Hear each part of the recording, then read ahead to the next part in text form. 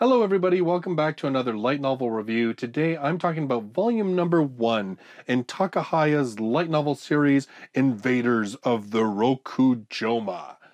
Now in this one we have fresh high school student Kotaro. He has found that his life situation has changed considerably. He's, for the last couple of years, been raised by his widower father, and his dad, just before Kotaro gets into high school, is being transferred. He's having to move for his job. Well, Kotaro's pretty happy about the school that he's gotten into, so he decides this is the perfect opportunity for him to lead an independent life and live on his own. And luckily, he finds this really beautiful 6 tatami mat room, and it's only 5,000 yen a month. Super cheap. It's only a 20-minute walk from the school, and the landlord happens to be a very cute girl around his age. It's perfect. Except that the reason that the room is so cheap is because it's haunted. And as Kotaro starts getting into this room and spending his nights there, he realizes the ghost isn't the only person who's interested in this cheap 6 tatami mat room.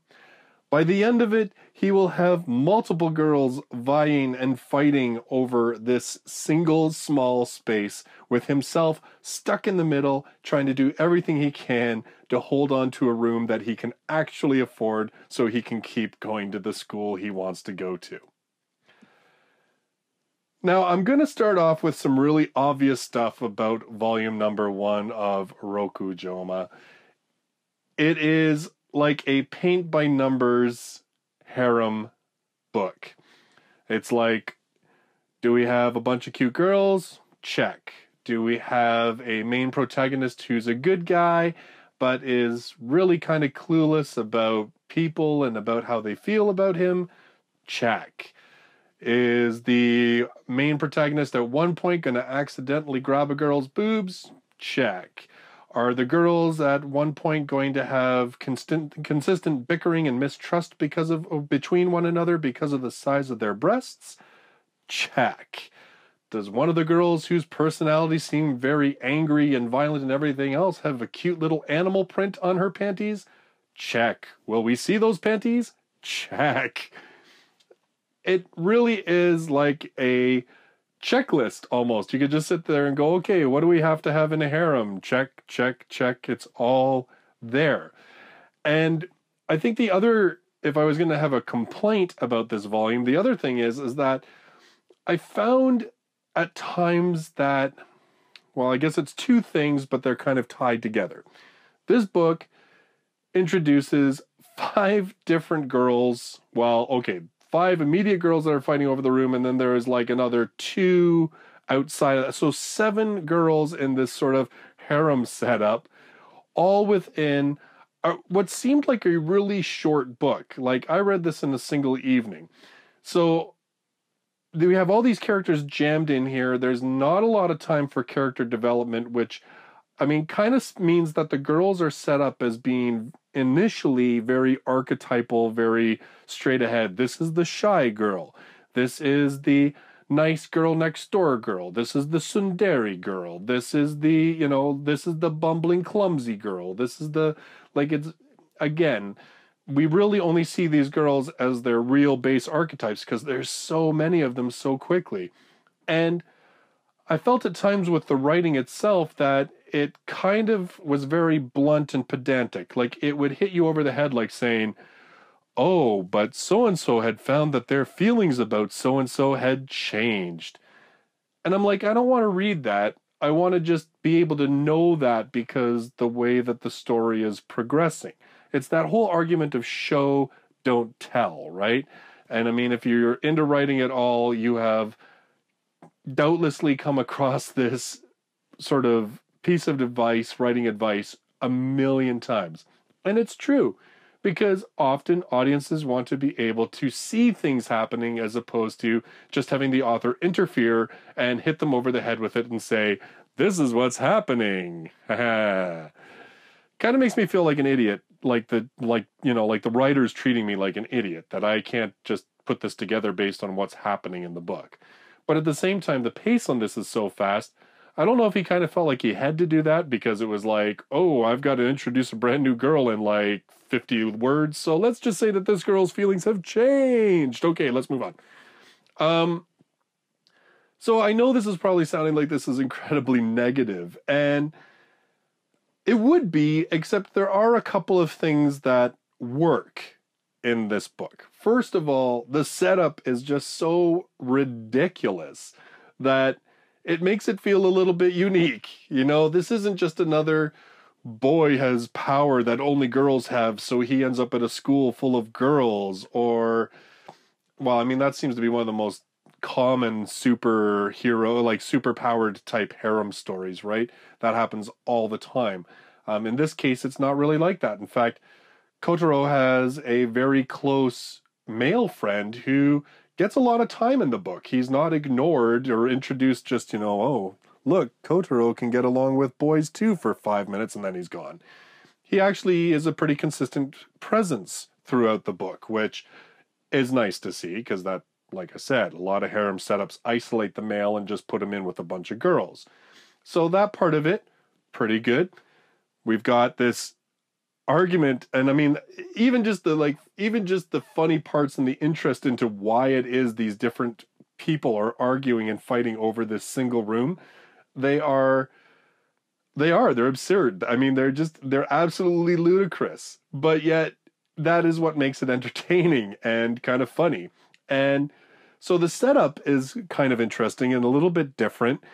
And I will give credit to the author that he's introducing all of these female characters, and yet I was really able to tell them all apart, even by the way they speak, for the most part. I mean, I won't say 100% of the time, but for the most part, which is good because, again, this is one of those light novels that doesn't have a lot of speech tags, and you'll get a whole page of different people talking or responding to something, and you kind of have to sort out in your own head who it is that's talking. One of the other things that works in this book's favor, and I know that I've kind of mentioned it as a little bit of a downfall in terms of the writing itself, but that crazy pace, that whole let's introduce one girl after another, one situation after another, it really makes this book a quick read. And I think that if you had dragged those introductions out a lot longer, that it would have made that whole checklist feeling of the book a lot worse. And it would have just felt like, oh, you're dragging this out, trying to use the same shtick over and over and over again. By kind of being hit with it all at once, it still kind of works. And like I said, I mean, you're sitting there and you're like, oh, he grabbed that girl's boobs by accident. Okay, that's a thing that happens all the time. But then almost immediately afterwards, you're finding out this crazy reason that this girl's shown up in the first place, and it kind of moves you along. And you know, yep, that was a thing, but let's move along. So the pacing works well in the favor of this book, especially when, like I said, a lot of it you can sort of say, that's a trope, that's a trope, that's a trope, that's a thing, that's a thing. So the pacing works fairly well in its favor. Again, I think it contributes a little bit to the writing not being quite as fluid as it could be and a little bit, you know, pedantic, but overall, I think the pacing contributes. Now, I think what's really got me about this series that I'm kind of interested in, and I almost, like, I want to ask Sam, who runs J Novel Club, I want to ask him if he released the first 3 books for this reason. And that is that it would be really easy to dismiss this series after this first volume. It would be really easy to say this is just another harem-type story that's just borrowing from a million other harem-type stories. Yes, it has an interesting kind of or slightly unique setup. Yes, the motivations for the characters are a bit different. And I guess I should also mention the main character, Kotaro, he joins the knitting club even though he apparently was some kind of major sports star. Like, that's his one really unique kind of characteristic, and it has a lot to do, I think, with his backstory that it's very heavily hinted at, but it's not overtly stated. So, I mean, at least the main character kind of has a different aspect to him. I do like the fact that when he does the knitting part, it shows this real sort of determination and concentration, and you don't see that a lot with these kind of things, because obviously the male character, like I said, in these characters where it's like the male has this power that the girls don't, or like all the girls do, and so that's why he's isolated with the girls. It always seems like the dude is kind of like OP. In this, there's really nothing OP about Kotaro at all. I mean, he's just an average dude. Like, he's got okay sports skills, but he's just an average, thick-headed guy. But I like the whole knitting aspect of it. I don't know why. I just thought, you know what? That is not something you see a male protagonist do in light novels, manga, anime. Often, like, I can't even think of one off the top of my head. The closest you ever get is that the main character is a writer. That's about the closest I think you ever get to that kind of hobby or kind of thing. But in any case, I'm totally getting off track. So what I'm wondering is, the first 3 volumes of this light novel series were released right now. Like, they're simultaneously released, volumes 1, 2, and 3. And as I said, I wanted to ask Sam, like, with this series, it would be very easy to write off because of this first volume, because of all the things that I've already stated. But at the same time, because all of this is crammed into one book, I am really curious, what the heck do you do going forward? And even more curious about the fact that there are like 24 volumes in this series. How do you make this story last for 24 books without doing something interesting and different? And I know that I've heard from at least 1 or 2 of you have said to me that this first volume is actually the weakest of the series, and that it becomes much more about the characters and about the feels and everything else going forward. So I'm kind of a mixed feeling on this. The first volume was fun. I'm not going to take that away from it. It was fun. And like I said, I think the crazy pacing really helped. The crazy situation really helped. It was just that, having read a bunch of light novels and anime and manga and, you know, all that kind of stuff, it was really easy to kind of go, that's borrowed, that's stolen, that's borrowed, that's stolen, that's an archetype. You see that all the time. It was really easy to nail those things down.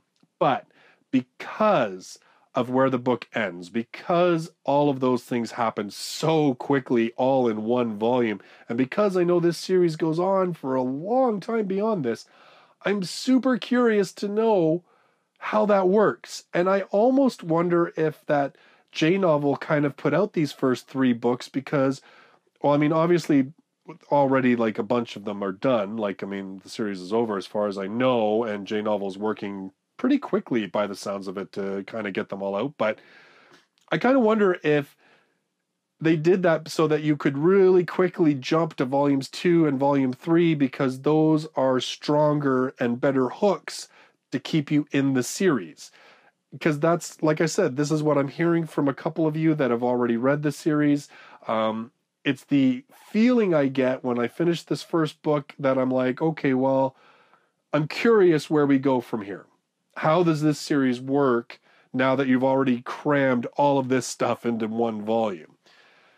Where do you go? How do you make it interesting? Can you make it interesting? These are the things that I find I'm curious about. And like I said, knowing that the series goes on for a very long time beyond this, clearly it does some things right because it attained a level of popularity that allowed it to continue. And you don't see that as often with strictly cookie cutter type series.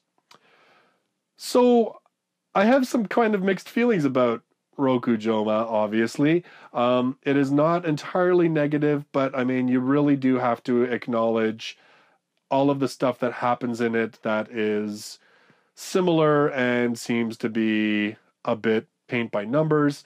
But at the same time, there is a little bit of ingenuity to it. There is a little bit of curiosity that I have about what goes beyond. And in terms of a light, breeze through it kind of read, just to kind of, you know, enjoy your time and stuff, it's a great book for that. And like I said, I got through it in a pretty quick time based on my usual average of light novels. So those are my thoughts on volume number 1 of Invaders of the Rokujyoma. I think that if you like harem-type stories, this is definitely one worth checking out.